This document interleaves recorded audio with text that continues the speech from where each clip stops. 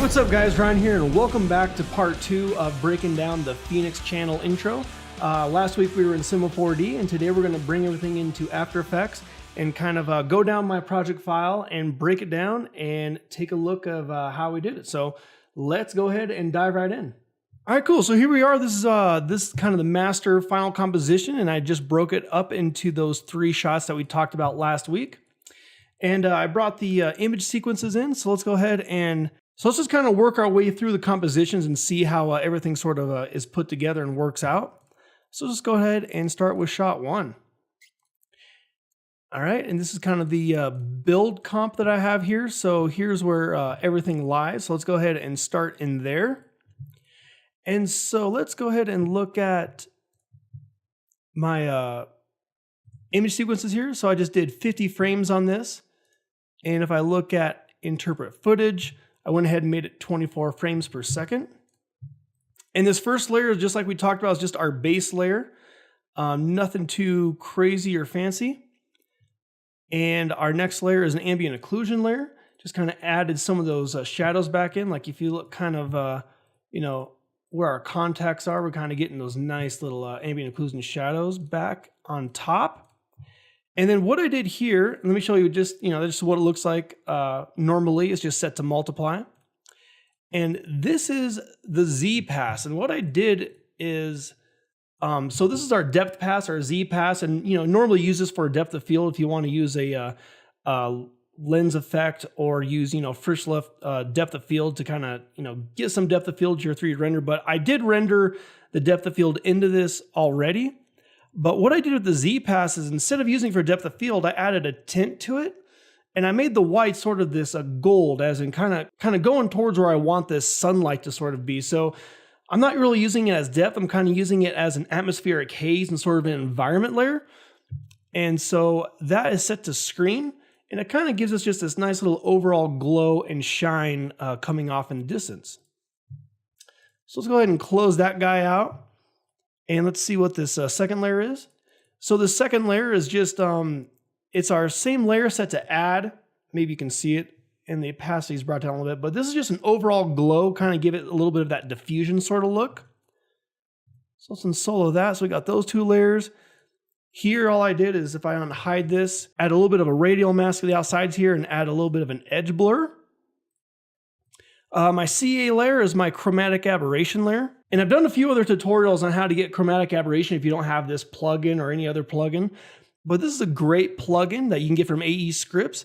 And basically what I'm doing is just adding a little bit of chromatic aberration to our image. And I'm also distorting the outside, kind of like how a lens distorts when you get on the edges with a wide angle lens.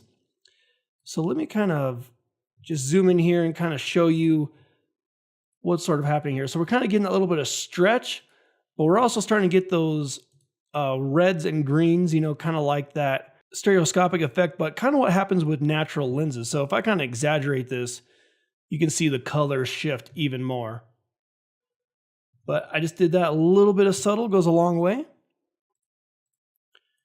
And my CC layer, my color correction layer, kind of darkening it up and contrasting it. And I basically just have a slew of effects on one layer. So I did a tint to kind of, you know, desaturate it, levels, you know, brought up a little bit of the blacks and brought the whites down a little bit to kind of contrast it.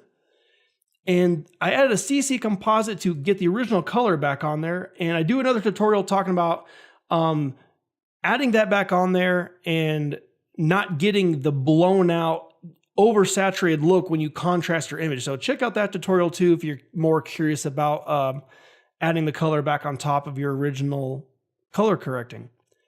And then I just added a photo filter to kind of give it an overall warm look. Did a little bit more curves.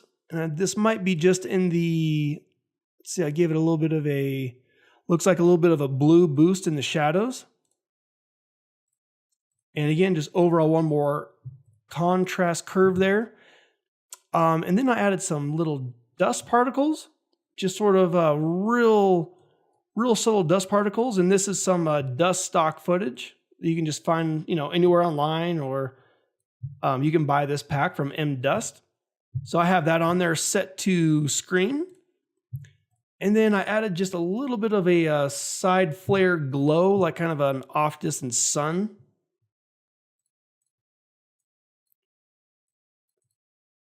And just also added another subtle vignette to darken the corners.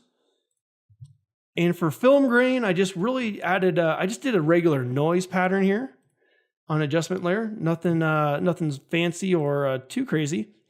And at the top here, I did a real smart motion blur to sort of get some motion blur back into the scene. And I think I have this real subtle. Yeah, so it's happening a little bit, but nothing too crazy. And then I finished off the layer with a color finesse layer. And that kind of just gave me my final, sort of my final look and color correction on top of everything. And let's go ahead, I'm gonna pull up the full interface and see what sort of settings I did with in case anyone is curious as to what I did with this. All right, cool. So here we got our controls, our hue and offsets. So if I turn on the controls, it looks like I kind of played with each channel just a little bit. So I crushed down my midtones because I was getting a little hot on the top here. Brought my highlights down a little bit more so we're not peaking too much. And that's about it. Just quick way to get some scopes in there and kind of make sure that you're in your good broadcast and color safe zones. So overall, shot one was pretty simple, and what I did is I just duplicated this composition and made shot 1B, and I was able to just replace the image sequences inside of each composition. So here we have the same sort of layout and setup. I took the flare off on this because we didn't really need it here, but could keep it if you want. Basically, all these settings are pretty much the same.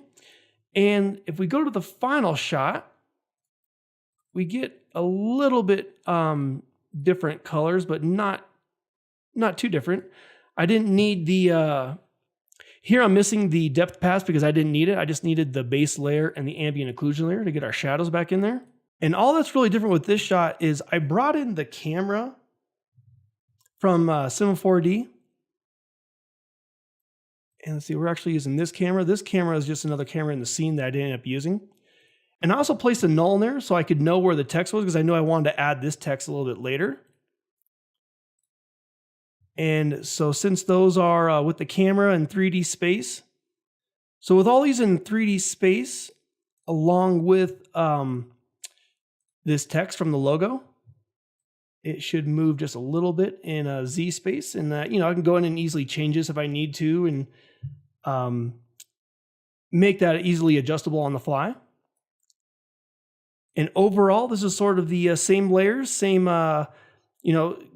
duplicate the comp once, replace your image sequences, and you kind of have a good start of what you already did, so you're not duplicating too much work and trying to figure it out every time.